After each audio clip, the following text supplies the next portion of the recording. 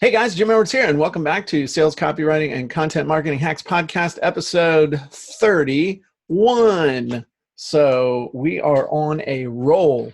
Yes. So today we're still answering questions, and today, what do we have, Stu? Well, we have a doctor who is... Did you ever try and get girls to play doctor with you when you were younger? When you were a future frogman? No, I don't think I ever did that. Oh, okay. I might have. Okay. I don't know. All right, cool. All right. So, doctor with a concierge service, or should I say he's trying to start a concierge service. Okay. Right. So he is a doctor in Phoenix, and he has a funnel with a website, p3md.com. Okay. Having trouble with traffic. Right, offer a service that I thought would be well received, a membership concierge service where people could get home visits, wholesale pharmaceuticals, 24-hour access, but no one in Phoenix offers this, but I'm also having no takers. So he's been advertising on Facebook and is just asking for any suggestions, to assist with, I guess, finding people interested in concierge services. Okay, so you mind if I go first? Oh, take it. Okay, so here's the thing. I know what a concierge service is with the doctor, and I don't pay for one. It's not because I'm against it, but it's because it's not something that I feel like I need. Now, there's like 8,000 things running through my head. The reason I don't think I need it is because I live in a super small town and I don't have any problem getting in to see my doctor whenever I want to. So That's not an issue. When I lived in Williamsburg, that wasn't the case. And the doctor that I had over there right before we left started a concierge thing, but we were leaving, so I was thinking about it, and that's how I learned about it. But here's the thing. I personally would never join a concierge doctor off of an ad. I know, and if I ever need to, like my accountant told me about his doctor who offers a concierge service. It's like $600 a year, but you get a whole bunch of cool stuff, and he only takes people by referral. And my personal opinion is that if I was going to join one, I would either want it to be my doctor, my own personal doctor that I already knew and had a relationship with, or I would want it to be by referral. So my personal opinion is that you could probably spend a crap ton of money on ads and have a real hard time getting people to sign up. You can do a lead magnet. You can do a 5-minute perfect webinar about 3 secrets of why every smart people are going to using a concierge doctor. That would be a good idea, actually, to actually discuss the pros of going concierge. Yes, but it's a question of who are you discussing it with? I would look at it in a tiers situation.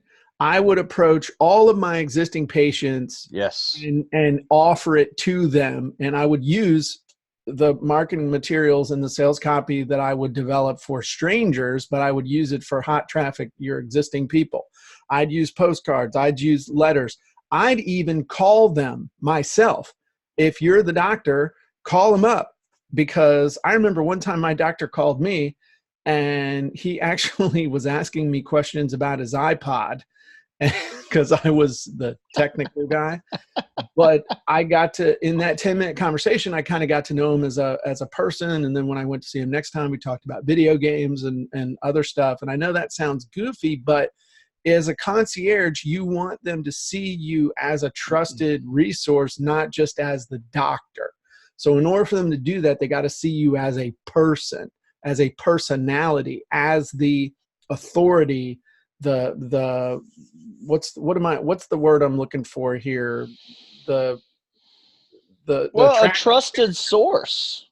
but also an attractive character, someone they want to be closer to, because you're asking them to pay money out of their own pocket for the privilege of being able to be your patient. That's really what you're asking them to pay for.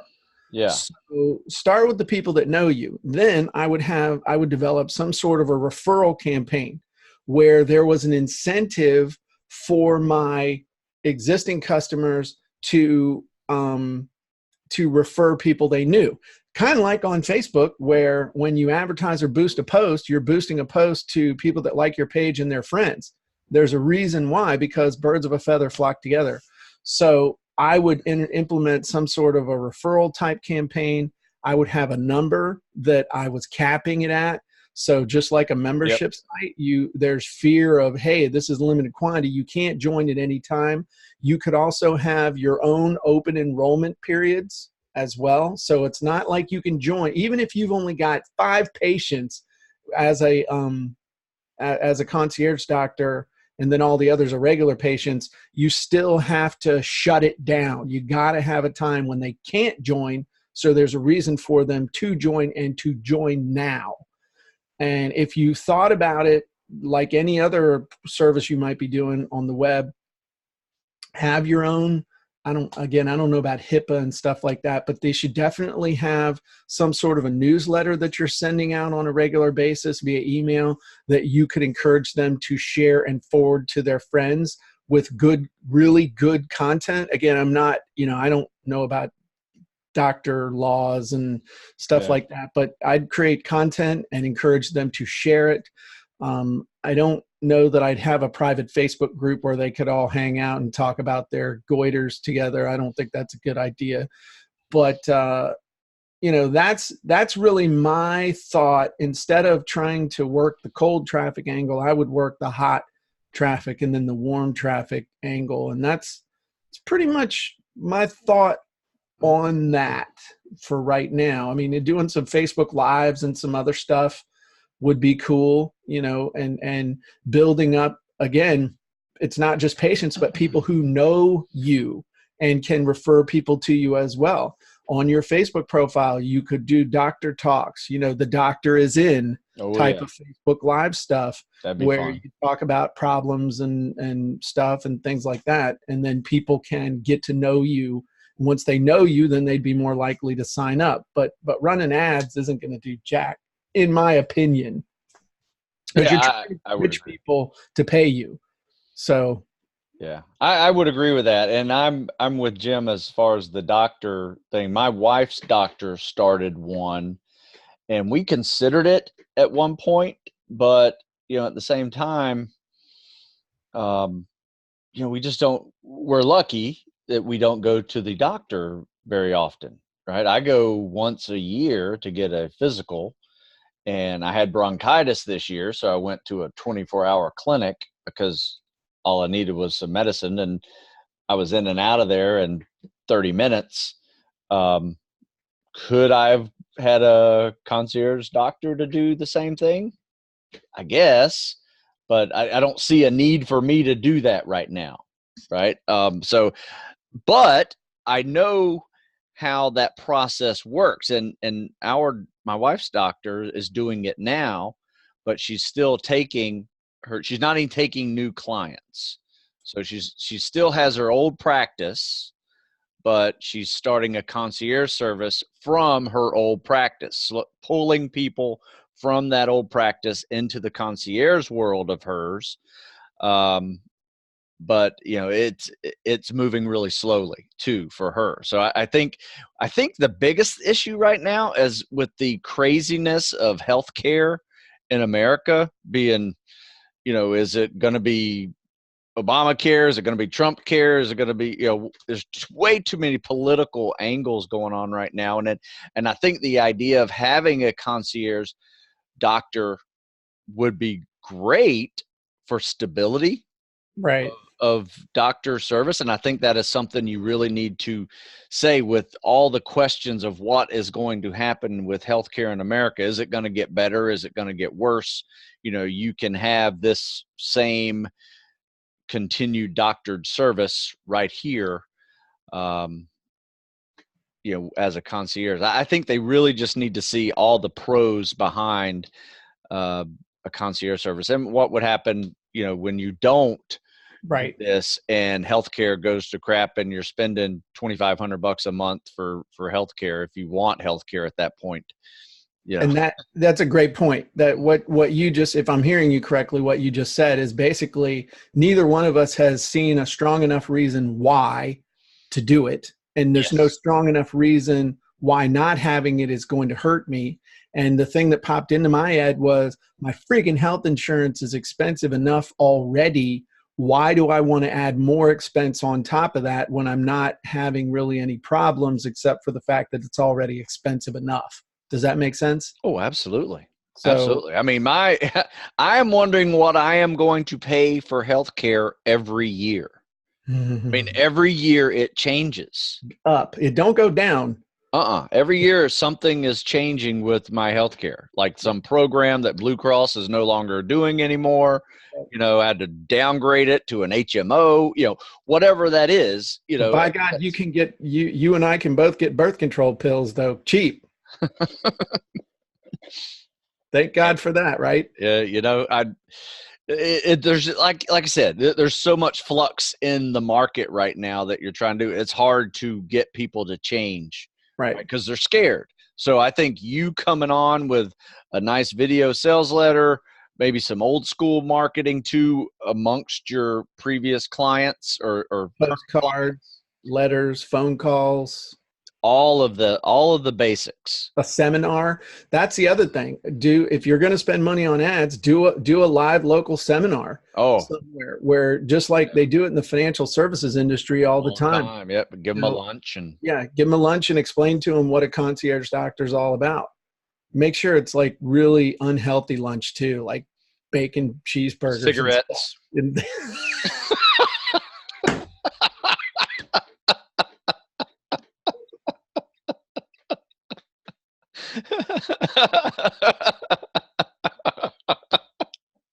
Oh my God, that was awesome. The problem is, and we're not making fun of the good doctor. The problem is that your target audience is talking to you right now. In that we could afford it, but we don't see why we need it, and we can't be the exception to the rule. We have to be the rule as far as so really focusing in on that as to why. And the problem is that doctors have been taught to be very clinical, very certain way that they explain stuff that is not a salesy, persuasive way. It's a clinical, I want to make sure you understand exactly what I'm telling you way that's at odds. It's like any professional, a lot of times they see the benefit, and so they assume that everybody should see the benefit, not just doctors, any professional. Sure. They understand it so well that it should be obvious to everyone. And so it might be a situation where this is where it might be a good idea for you to take the first pass at your sales copy stuff and then hire a copywriter to do an edit job or an audit job or to coach you on it, to help you so you get an outside perspective. Yeah, I definitely would make an instructional video, maybe even a short PowerPoint, just to explain, the pros and cons of whatever decision you make with your healthcare. Right. Whether you decide to go concierge or you decide to, risk the insurance market, because doctors are changing all the time too. That's another thing that, doctors no longer take this insurance anymore. Right. Everything's in a flux right now. I think if anything, if you can come across as the calming, state of stability in this really, in this unstable world of American healthcare, I think you could definitely be on the winning side of that one. I just got a vision of just everybody sitting around eating bacon cheeseburgers, smoking cigarettes, listening to some doctor talk about stuff. It's just so wrong, man. It's going to stick with me all day. But you're absolutely right. So anyway, I think we've done this enough. Yeah, I think so. You know, it's just one of those really specific target audiences that not all businesses have. I mean, I think you're just in one of those unique markets that will require some unique education to educate your audience a little more. And a couple of final suggestions. Number one, just understand that the solution to sell stuff or to get stuff done through the internet is not necessarily always running ads on Facebook. I know that's like the thing that everybody thinks that that Facebook ads are how you get anybody to do anything, and that's not necessarily the case. So that's number one. Number two, thinking old school, definitely, and using social media and whatnot to create content that will draw people closer to you, but then working more old school techniques. And finally, if you could find a very successful concierge doctor somewhere that is advertising well and getting it done, then it'd be worth hacking their funnel and seeing what they're doing. But I would think that all doctors are kind of having this issue. So if you could find somebody great, see what they're doing, see if you can copy what they're doing. But that'd be what I have to say. I would end it with this. Your market is probably going to be an older market, especially in Phoenix. That's a big retirement area. I think they would definitely have a probably more open mind to the having their own house doctor. Well, and if you can crack house calls, crack the code of how this combined with Medicare and their supplemental Medicare insurance and all that stuff will help them live longer, or will make, just thinking about your audience. That's a great point, Stu. I mean, and then just what I know about retired people and stuff, they're all worried about their Medicare and what Medicare will cover, and their Medicare supplement insurance and what's that going to cover. And they're living on a fixed income. And again, so you don't want the people who are living on a fixed income. Basically, a concierge doctor wants rich people who aren't worried about money.